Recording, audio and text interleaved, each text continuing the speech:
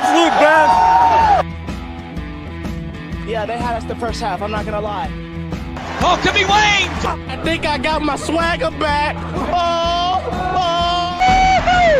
I love it, baby. Them orange britches. Something about them orange britches. Tennessee wins! By Tennessee, Jawan Jennings. Ball hit high in the air into right field. Going back is Sayre. And Tennessee can say hello win column. A grand slam in the bottom of the ninth. You can't draw it up any better. We just won a basketball game, and we're very happy right now. McGrath for the win. He got it. If you don't like college football and you watch this one, I'm not sure what your problem is.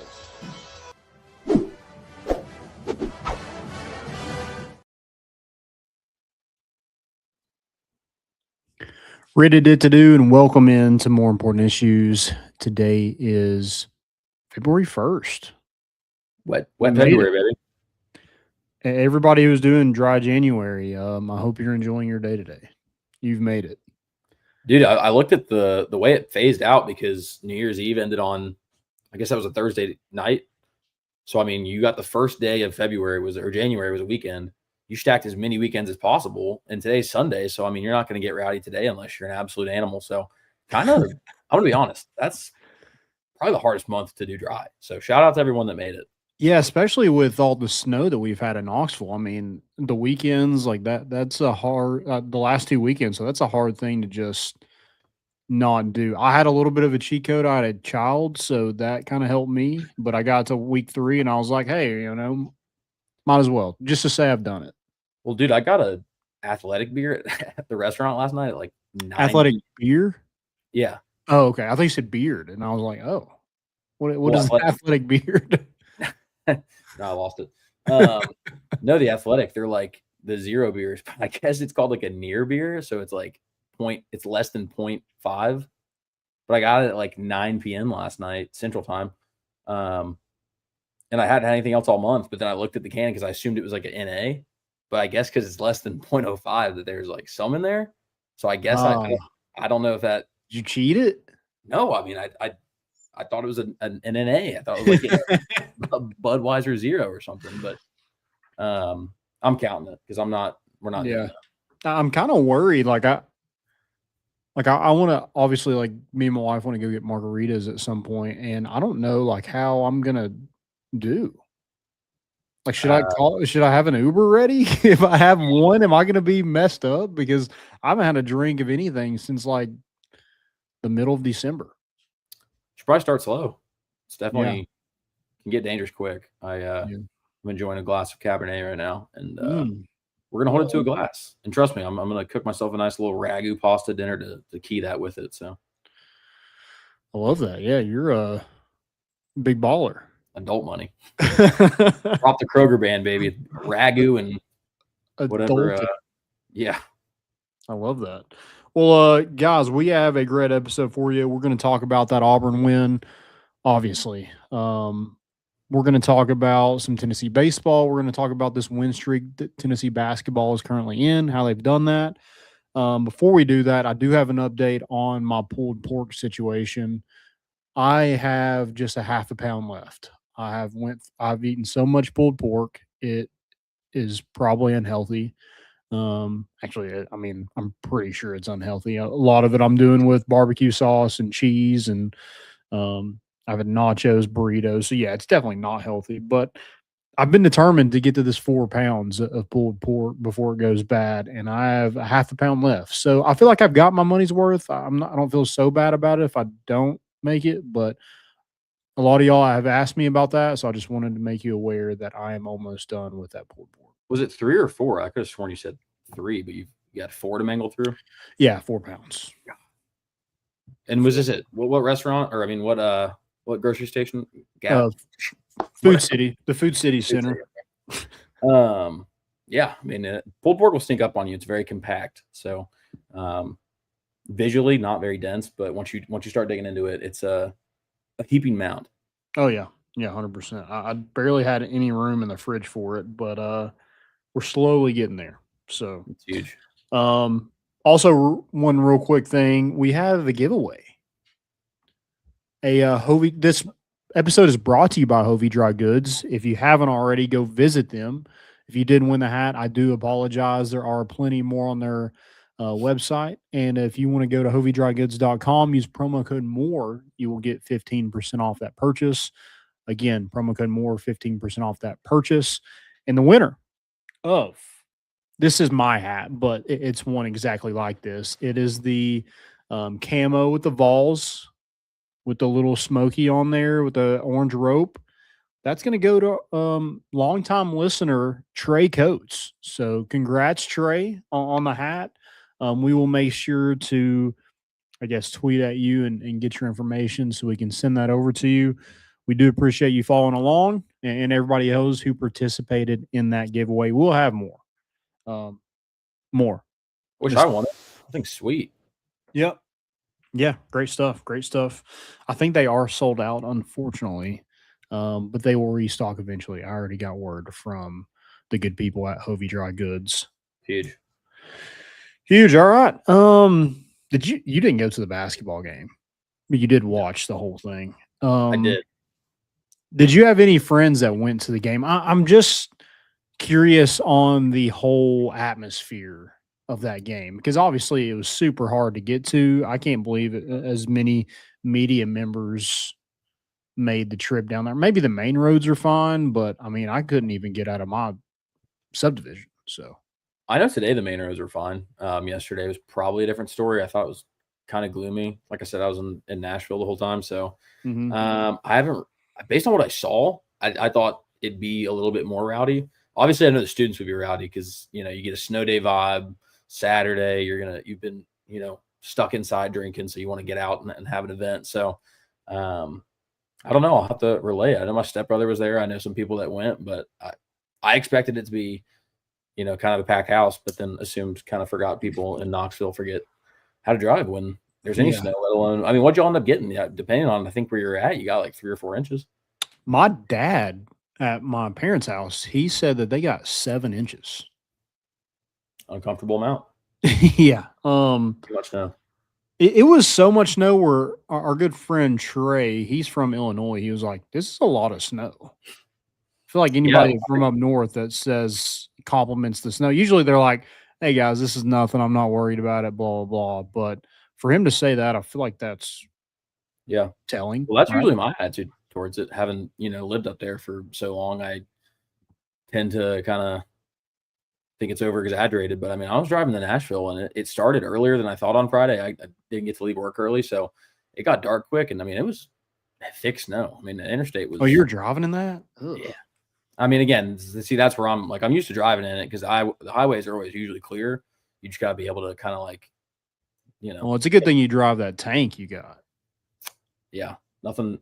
Oh, it is a soft top, so if it rolls, I mean, we're not looking good. It's great when it's on 4 wheels. Any other orientation, not a good looking scenario. Yeah, but the lower bowl from on TV, it looked pretty full. So, hats off to those people that made that trip, or the students that I saw a TikTok of seniors making sure they're going to Cool Beans in the snow. So they're making the hike to Cool Beans. Yeah, they were going to Cool Beans no matter the weather. Yeah, that was a non-factor. You're right. So yeah, props to those people that made that trip. I think my biggest takeaway from this game is, I mean, Tennessee just found a way. And I think a big reason why they found a way is anytime that, I mean, they're up 16 at one point. Anytime Auburn made a run, Tennessee had a run of their own. They didn't let the game get out of hand. They didn't give Auburn the entire momentum back because they didn't let them take the lead. And Tennessee hit free throws. That was my main thing. I just want to see Tennessee hit free throws. I think they're 81%. Let's see, they're 25 of 31. That's winning basketball. Yeah, that's what we're talking about, man. Free throws wins. Well, there was plenty of them because I mean, I don't know if you have the same idea, but I feel like that was the worst officiated game I've seen in a long time. Both sides of the ball. I mean, it felt like, now again, I didn't have audio. I know sometimes there's a skewer for maybe what, you get some backup context to stuff, but that was brutal. I felt like there was any contact down low. I mean, we had like first 2 minutes of the second half, I think there was like 8 or 9 combined fouls. I mean, it was ridiculous. Or like 3 minutes of actual gameplay. So plenty of opportunities, like you said, but say what Nate Ament went like 15 for 18 or something like that. I mean, he had a good majority of them, or maybe it was like 12 or 13. Yeah, he was 12 of 15 from the free throw line. Yep. Yeah. We love to see that. Yeah, and that's a big, like, we've talked about how much Nate Ament has grown over the last month or so, and I think there is a clear indication of how much he's grown. Obviously, felt it early that the shots weren't falling. He continued to take shots because you have to. You're the leading scorer or one of the leading scorers on this basketball team. You have to take shots. But then he just went. He's like, I'm gonna get points. I'm gonna make sure I'm gonna get mine, and got to the free throw line and made the most of them. And I think that is a clear indication of how much he's grown, and it's so mature. I mean, we talk about how young he is, but that is an NBA type player and mindset to be like, hey, I'm not just gonna sit out here and just keep. I mean, he had 4 field goals, 2 of them were threes. He's like, I mean, it's not falling. I'm going to make sure I'm going to get to where I'm just flat-footed and shooting from the free throw line with no one guarding me. So I think that was him being aggressive, and that obviously was a big hand in Tennessee winning that basketball game. Yeah, I mean, I know we kind of shit on him early on, and it's kind of easy to do, obviously, when there's a bunch of expectations, and it's hard for a young guy. I mean, I feel like that's where not enough credit goes to Rick Barnes. I think the fans give him enough, but I think outside of the Tennessee fans, not enough credit goes to. I mean, Rick's always believed in his guys. He's always, played it out. He's always made sure that regardless, he knows Nate Ament's a talented player, regardless of how he's playing in the moment, and just keep putting reps up.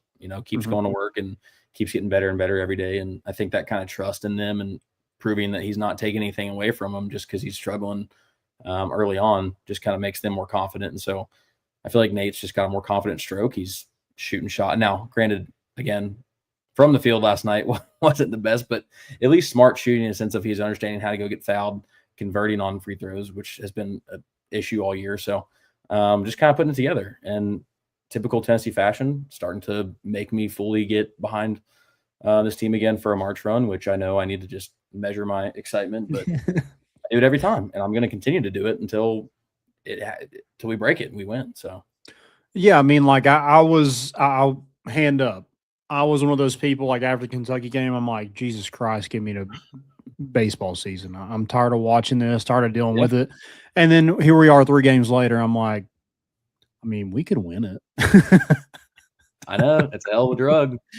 But yeah, I mean, Tennessee is super talented. I don't know how many like super talented teams there are in the SEC, but there's a lot of good teams.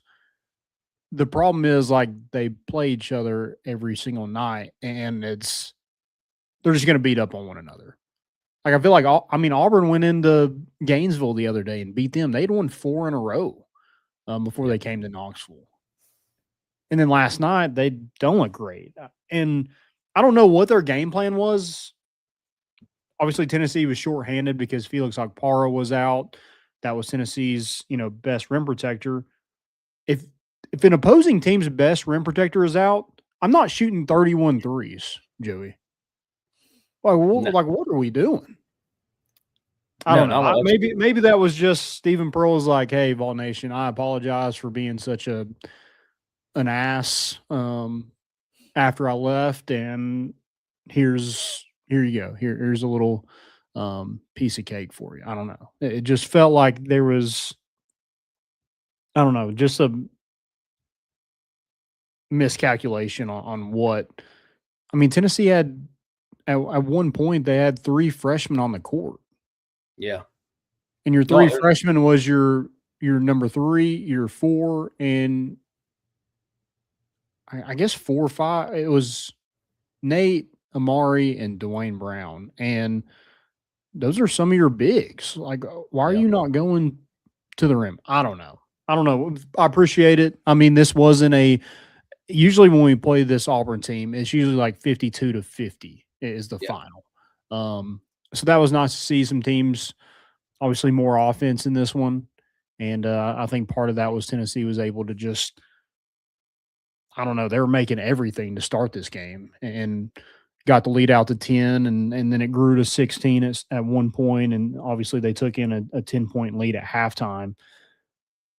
It wasn't the best win I've seen this team, but I don't think when you're facing a really good physical SEC team that it's going to be super pretty. No, But but Tennessee, go ahead. Sorry. No, I was saying if I had to stick a word to it, I feel like it's resilient. I think last year a lot of that was visible too. It was like you get in these games, you either start out hot or you get streaky. But in years past, it's felt like kind of let up on the gas, and it's just you kind of lose it and fold when you really shouldn't. When you have it to a point where if you execute right, you can win the game. But I think last year we touched a lot on how Tennessee was able to come back and retaliate against that. And then obviously when you got to Houston, there was just, it was belt to ass all the way through. But kind of the same thing there. I mean, there was plenty of opportunity for Tennessee to kind of let that game slip away, and it got close a little bit. Even at the end there, I'm kind of like, well, we're up. Like, we can kind of put this away. And then they get to 6, and you're like, like it was already out at that point, but you're just like, dude, just get to double zeros and put this away. I mean, there's always a little bit of hope that Tennessee leaves for another team that, always stresses me out, but what's new there? Mm-hmm. Yeah, it kind of felt like that when Tennessee's lead kind of diminished a little bit. You're like, oh God, here we go, this Kentucky game again. But again, this team has grown. They've gotten better. Obviously, free throws have been a point of emphasis. I think Rick mentioned that there was a practice where they held Jacoby Gillespie out and made them run without him. And so they're looking for another point guard to kind of step up if he was getting foul trouble or, knock on wood, an injury of some sort.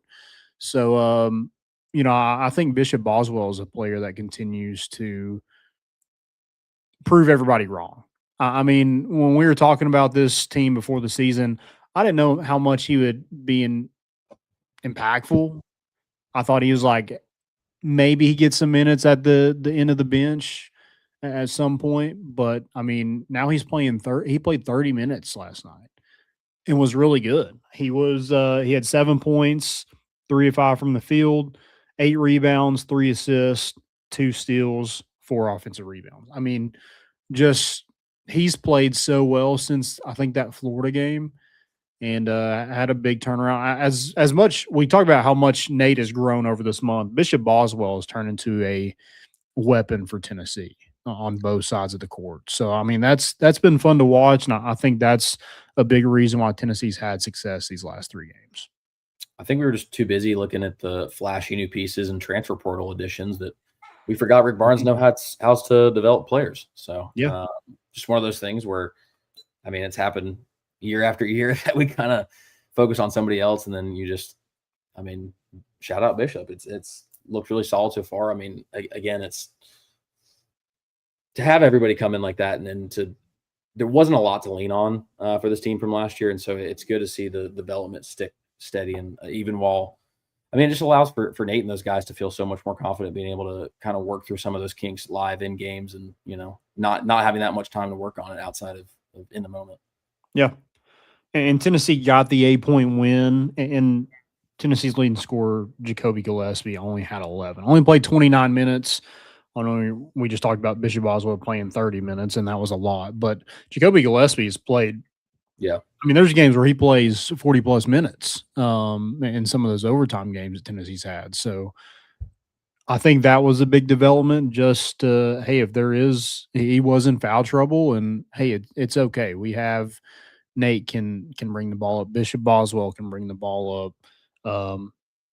Amari Evans can do it. Tennessee, like I mentioned those 3 freshmen, Tennessee's got some dudes in this freshman class. I know Nate Amen's going to be one and done, but you love what you see from Dwayne Brown coming in with Felix Okpara not playing in this one. He had 10 minutes. He played 33 minutes, or he had 10 points, played 33 minutes, 7 rebounds, 4 assists, 2 steals, a block. I mean, he was all over the place. And it was funny. I don't think Tennessee has like the height advantage when they're on the court, but man, it is fun to see like Tennessee have some defensive linemen and Dwayne Brown and Jalen Carey on the court at one time. That it just, I know we're out of football season now, but it kind of gives me that like we're not too far out of it. There's still some football guys in basketball uniforms here. Dude, I don't know who told Jalen Carey he can pull up from the free throw line like that, and I don't even know if I like it yet or not. I need to see it fall a little bit more, but I don't know. That felt new last night. I mean, he was just, even if nobody was in front of him, he just pulled up right at the elbow and just seemed to be banging it out. He thought about the 3, and he's like, let me take one more dribble inside here. He's using the backboard too. I love to see it. Stick to the fundamentals. Big guy like that, you got to get back to basics. You can't get too far ahead of yourself. Yeah. And speaking of those young guys, if Amari Evans sticks around, like I would hope he would, he's going to be absolutely disgusting. Yeah. I mean, you talk about guys that developed. I mean, they're so far ahead of where Bishop Boswell was last year, where Jamon Mashack was early in his career. So I'm really excited to see Amari Evans and Dwayne Brown. I mean, Amari Evans keeps playing like this. He could be a draft pick because he's got that size and length and athleticism that, I mean, I don't know how much of a scoring threat he's going to be in the NBA, but those 3-and-D guys are all over the place. And there's a market for that. So hopefully not. We're going to knock on wood that doesn't happen. But yeah, Tennessee does have a really good freshman class, and Troy Henderson, I know he only played a minute the other night, but he's another player that I think Tennessee fans and this coaching staff are excited about. Yeah. All right. I think we kind of talked about one thing I did want to, we've talked about the good. Let's talk a little bit about the bad. As good as Jacoby Gillespie is, and he's super important on how far Tennessee is going to go in March. And some of the plays he makes, I'm like, good God, he is one of the best point guards in the country. And then he has these plays where it's like, what the hell was that? Yeah.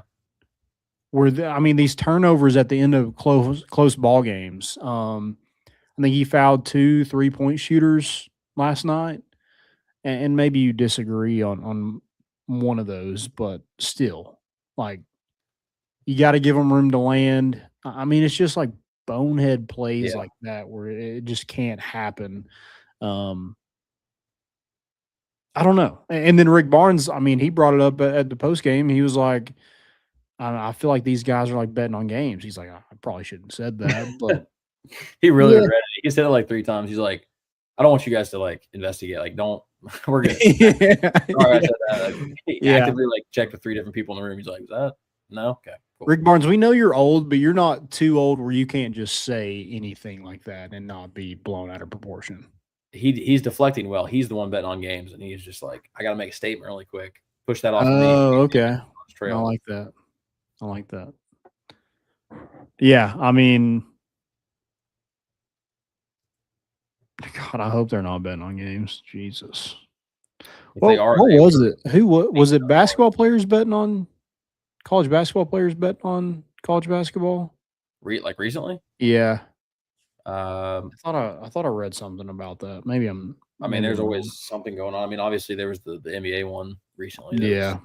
All sorts of crazy, but I'm sure they're all doing it, dude. I mean, come on, at some degree, if there's people doing it. I mean, whether they're I know one thing, and it probably helps Tennessee where you can't do player props, but if there's player props here, I mean, there would be some outrage of. I mean, last night, I think Estrella and Gillespie have to combine for 20 points for everybody to get a free Gator lot from Weigels.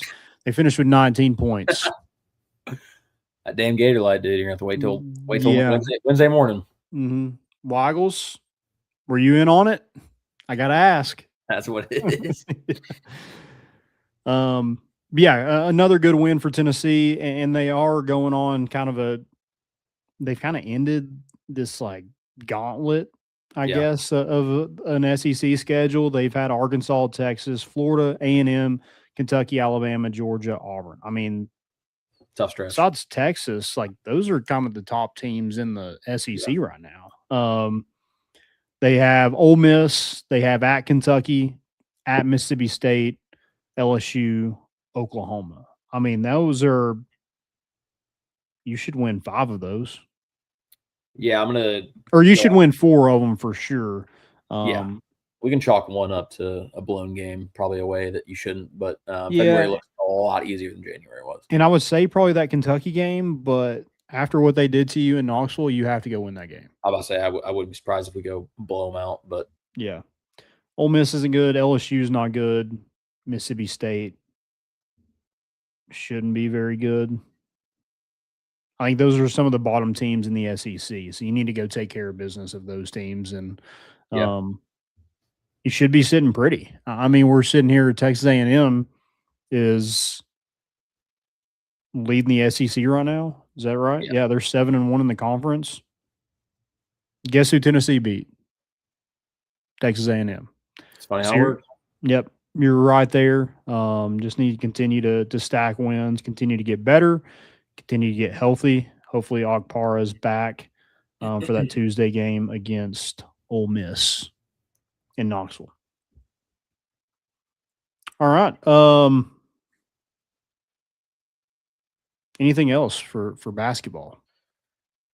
No, I mean, just we'll see. Again, it's earlier in the season. I mean, I was about to. Is it in Vegas this year? Final Four and championship? Ooh, I don't know. Or is that football next? I don't remember. We're talking about betting. Here we go. Yeah, right. But I wanted to, buy my tickets, and then obviously, measured my excitement, and it's starting to happen again. So I'm just going to need to dial it back, and not get too ahead of ourselves. Just got some easier schedule in February. Mm-hmm. Let's take it slow. Let's go get the fundamentals down. Let's get Nate feeling a little bit steady, consistent. You're right. Let's get Felix back. Let's get healthy across the board. And we'll talk about it in March. Let's do it. Yeah. Before we get into baseball, I did want to mention. I thought I had. Yeah, Dane Bradshaw. Did you see his quote last night for Jalen Carey? No, I did not. It was Jalen Carey is thicker than zoo glass. And I know common enough. I love the quote, but Dane Bradshaw, you are going to give some poor girl is going to be on Twitter somewhere, and that's going to be the comments from these gross Tennessee fans. Damn, girl, you're thicker than zoo glass. Yeah, I Thicker mean, than whole oatmeal, baby.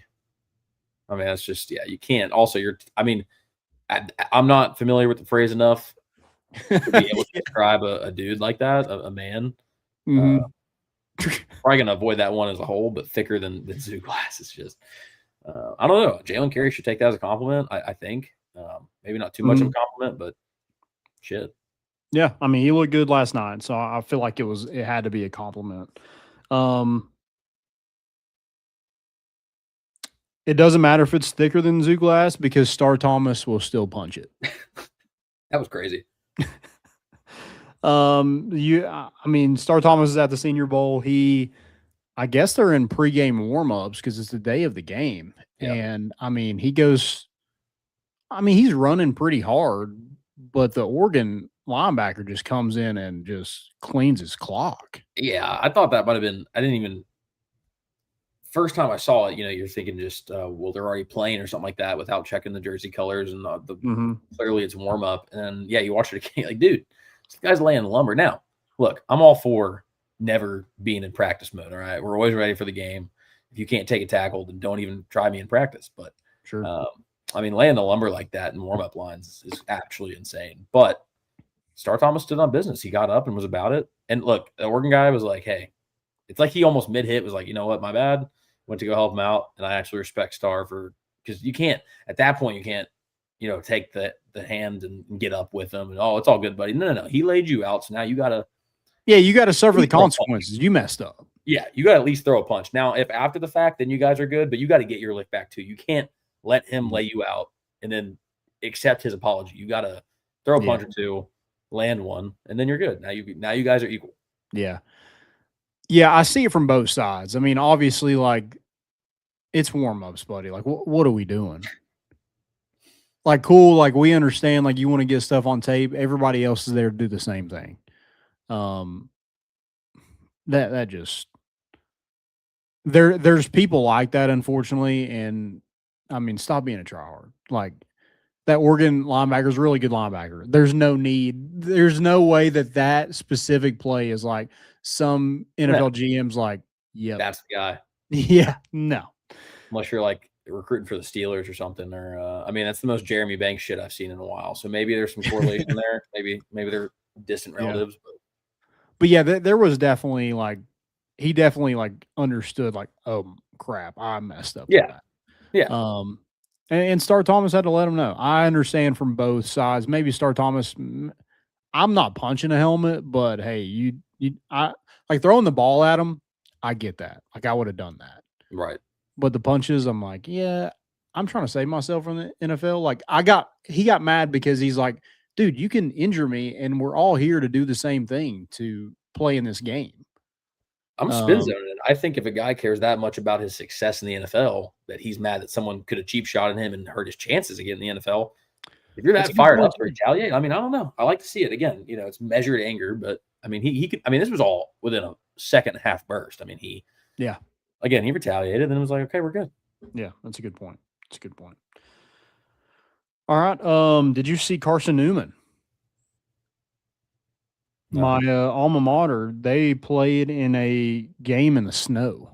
Baseball. No, really? Yeah. That's electric. I don't know who exactly they played, but yeah, I mean, they're just out there just playing a full-on game with snow on the turf. You see that? I do. Yeah. I'm confused as to even why.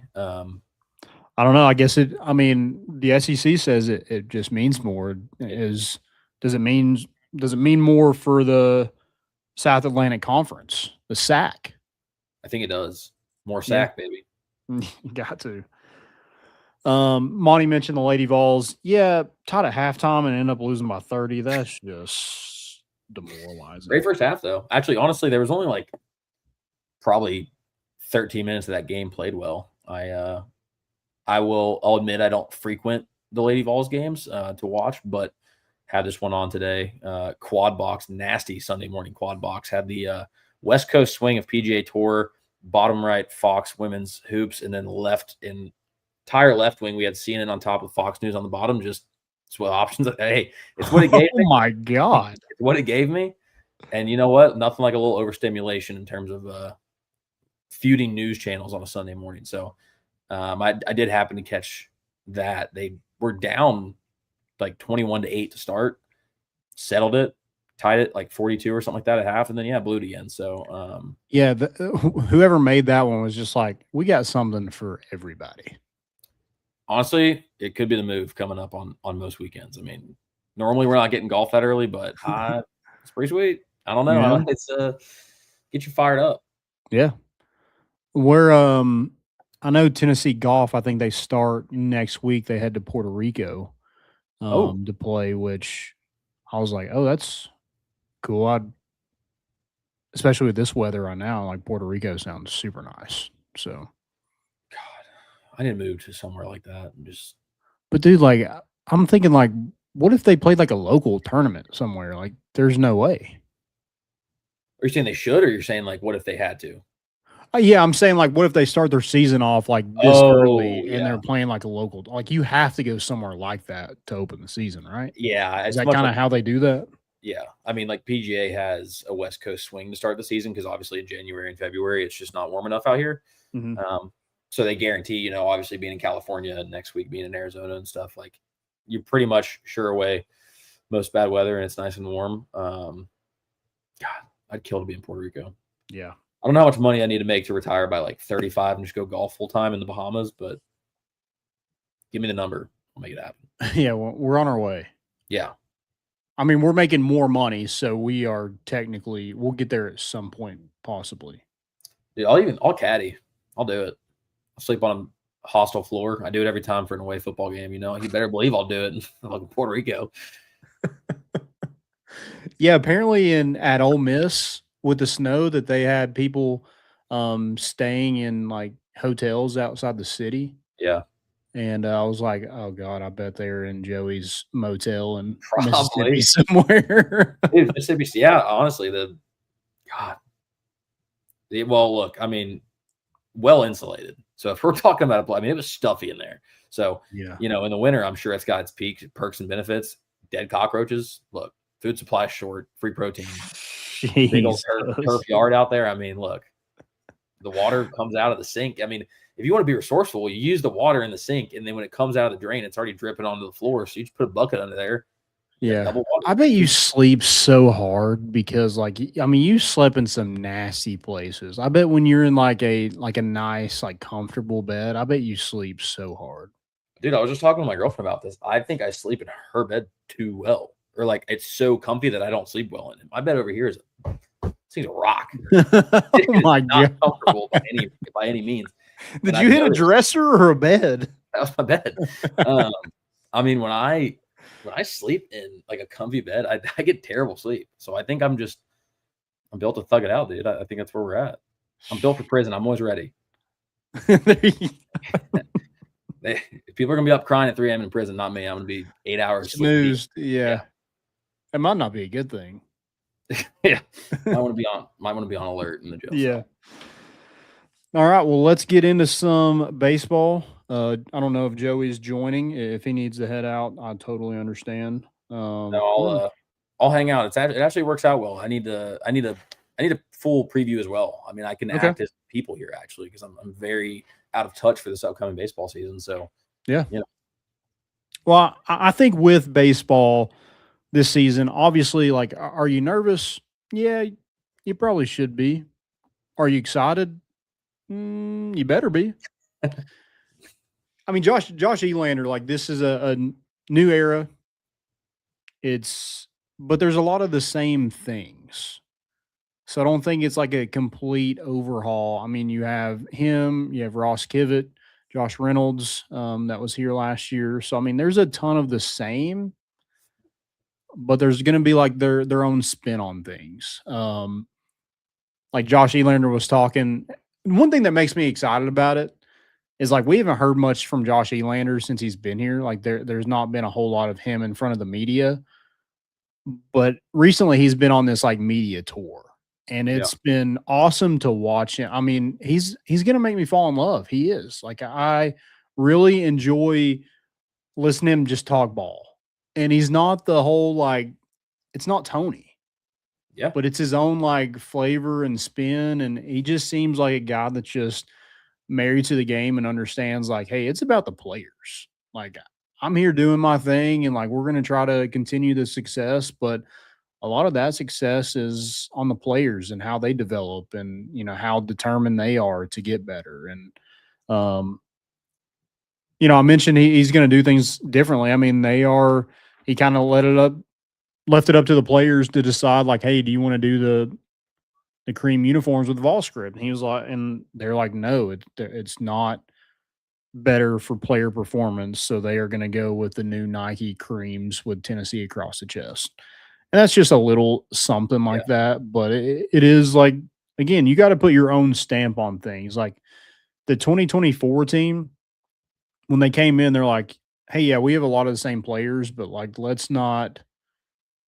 don't have to do the exact same thing from 2023, 2022. Yeah, you can still do the daddy cap and the fur coat and stuff like that because that's just Tennessee baseball. Like you can have those same running through the tee type rituals, but how do you put your own stamp on the season? And that's what I'm interested to see kind of how this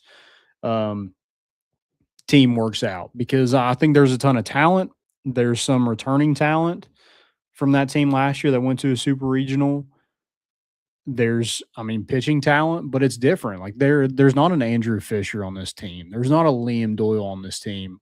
where does that kind of personality come from is something that I'm interested in, because Tennessee has their own kind of personality throughout the years.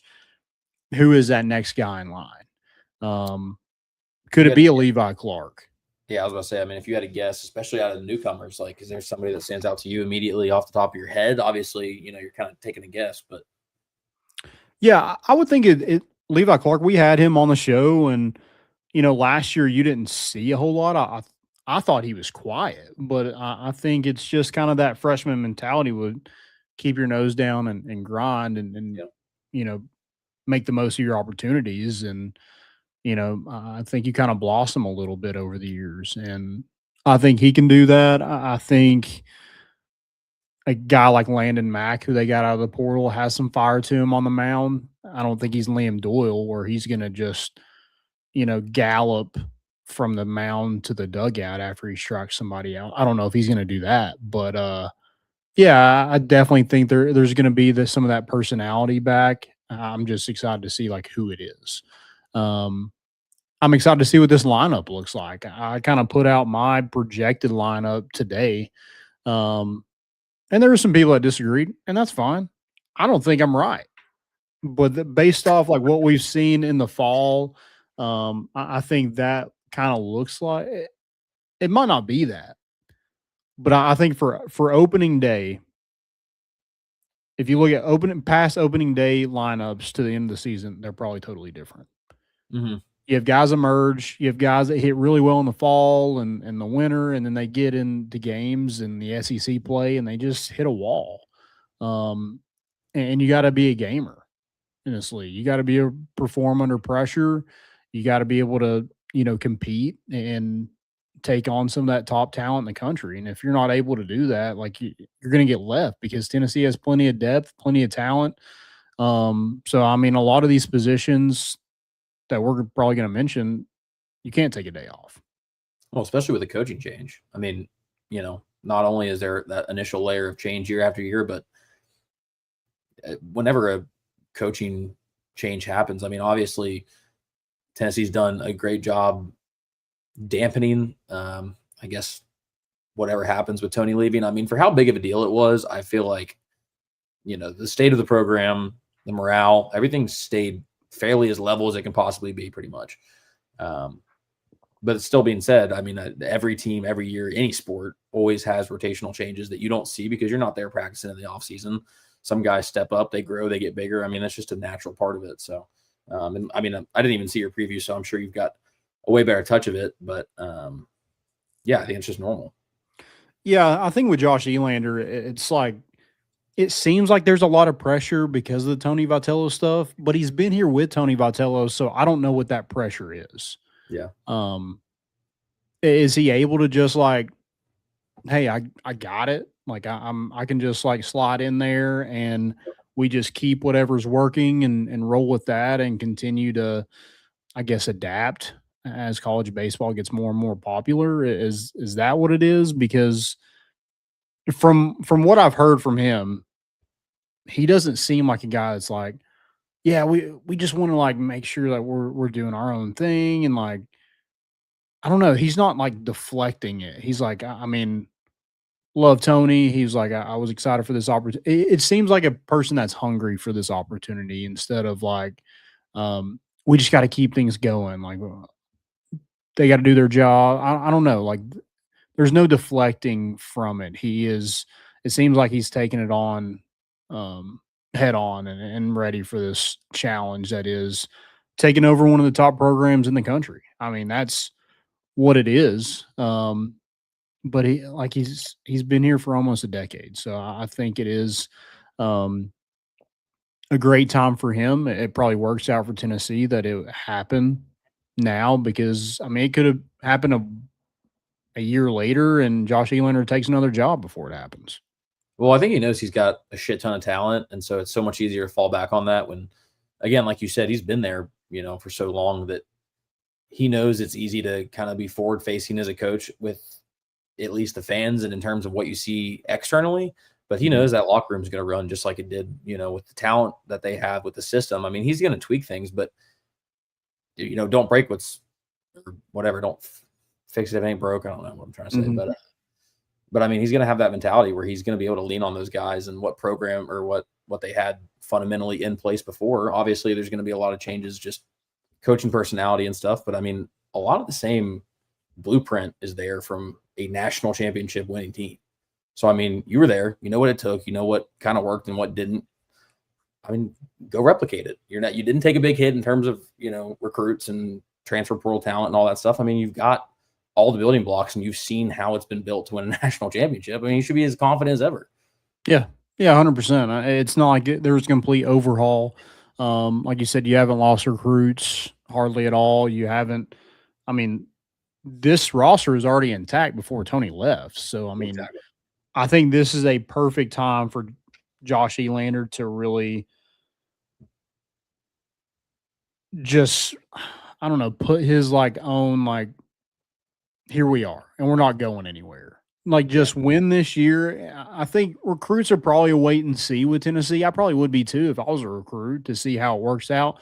But if he's able to keep this same roster that he already had win,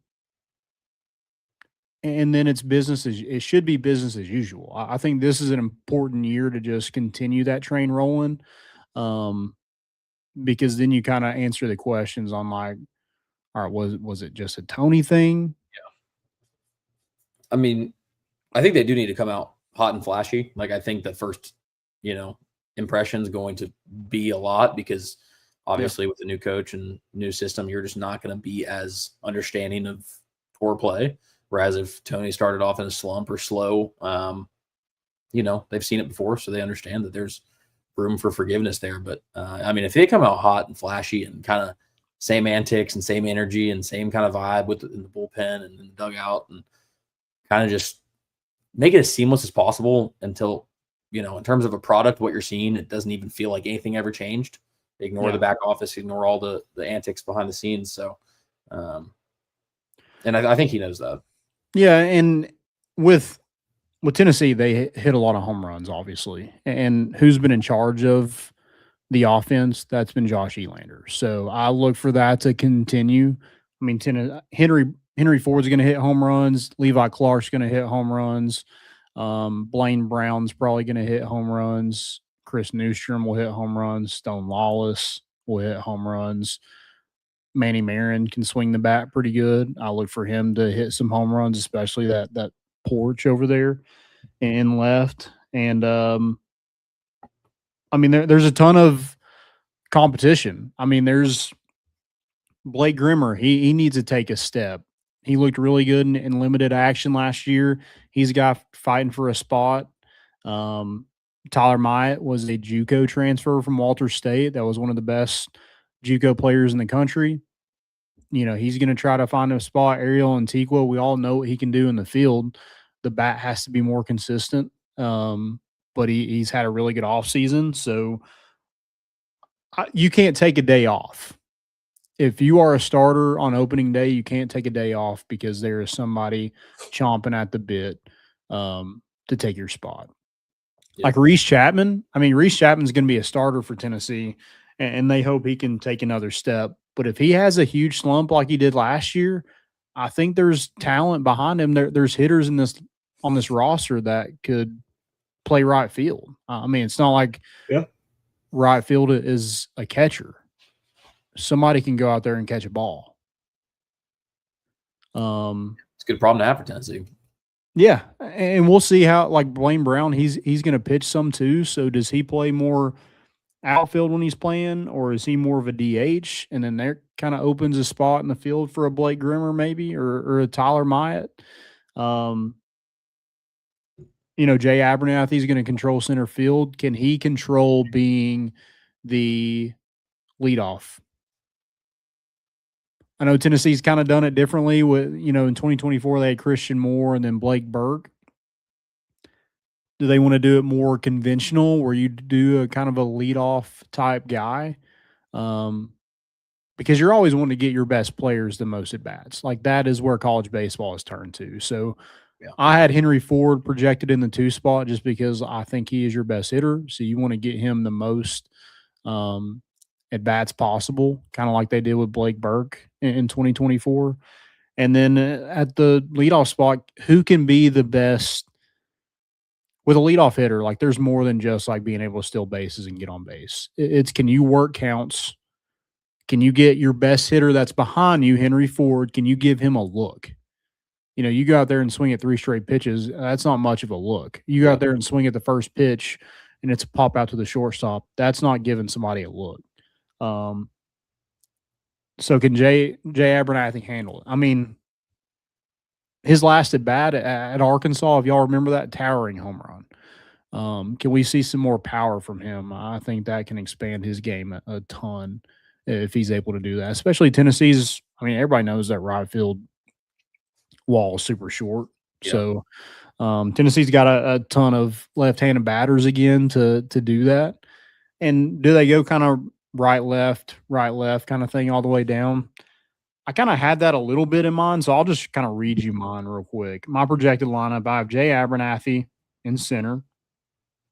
I have Henry Ford at third base. I have Levi Clark at first base.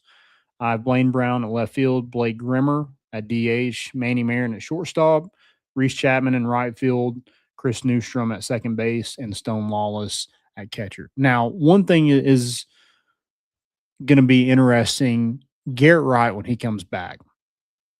He's dealing with a little bit of injury. When he comes back to transfer from Bowling Green,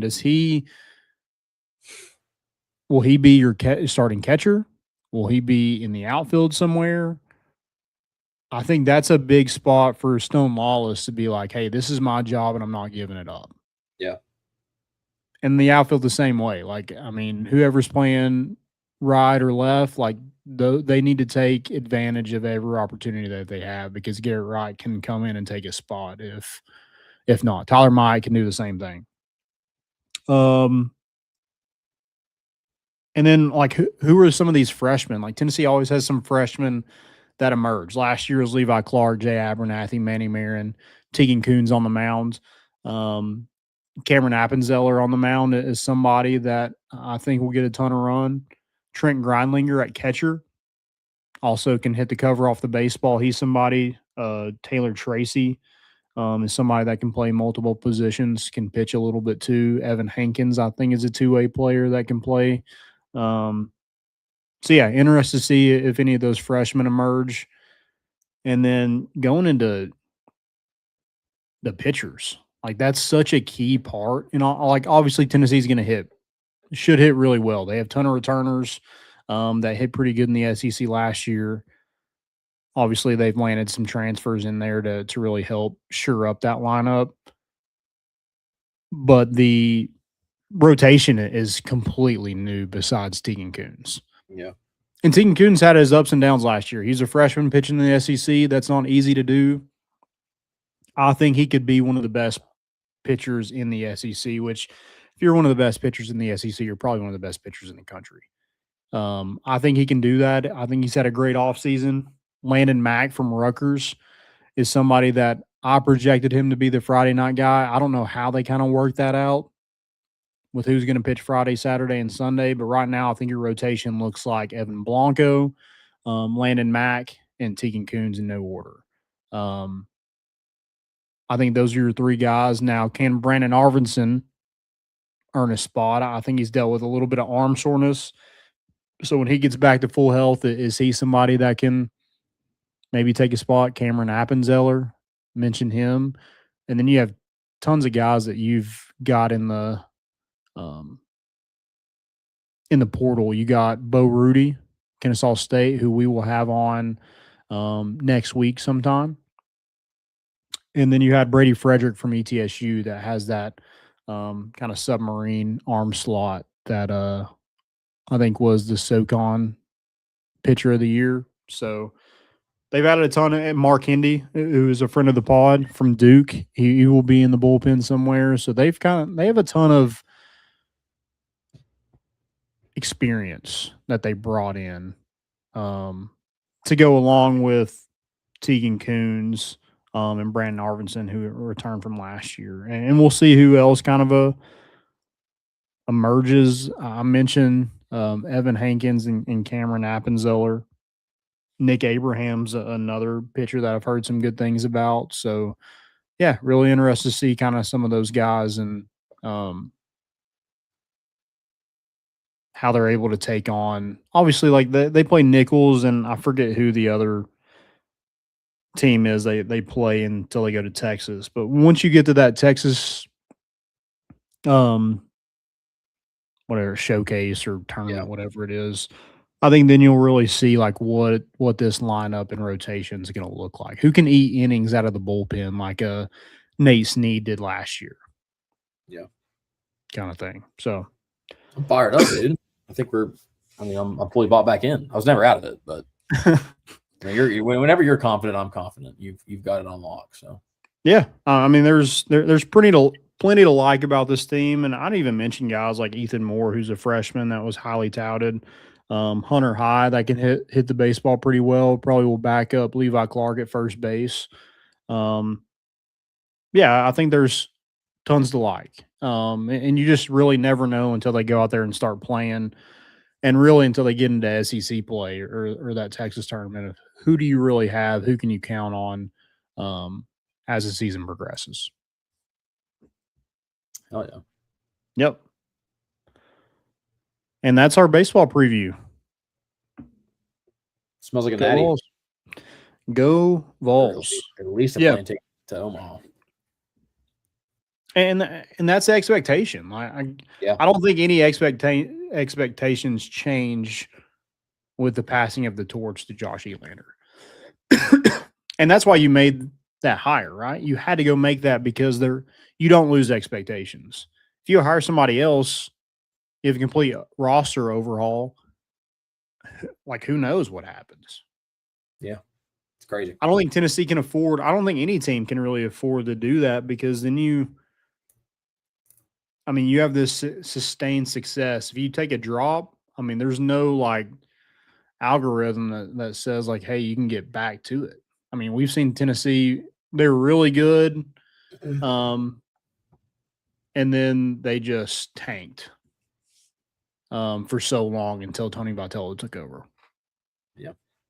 So, yeah, ready for baseball season. That starts February 13th. So I think we're 11 days away. This is coming out on Tuesday. So 11 days away, starting on Tuesday. Damn. Yep. Ready for the stroke, man. Dude, I'm going to try to get some more games this year now that we'll see. I say that every time and it never happens, but I think Caleb says the same thing too. Yeah. All right. Well, guys, thank y'all so much for listening. We will be back on what's today? Today's Sunday. We'll be back on Thursday. We have a special guest with Tennessee assistant coach and good friend of the pod, Ross Kiven, on Wednesday. I guess that'll be posted on Thursday or Friday, one of those two. So that's going to be really fun to do in person. And then, we'll just have a ton more guests, plenty of stuff coming out. So feel free to follow along on TikTok, YouTube, X, Facebook, and Instagram. And subscribe on YouTube. We need more subscribers. That needs to grow a little bit more. So if you don't care to do that, we definitely appreciate it. Go check out Hovey Dry Goods. Go check out Roback.com. Use promo code More Important Issues for 20% off that first purchase. Joey, good to see you back, man. Yeah, good to be back, man. First of the year. Yeah. Yep. Got to get it right. Let's make a run in March for basketball, and let's start out with a bang in baseball. Ready I love it. Fired up. Yep. Thank y'all again. Have a great week. We're bringing the boat in, and we out.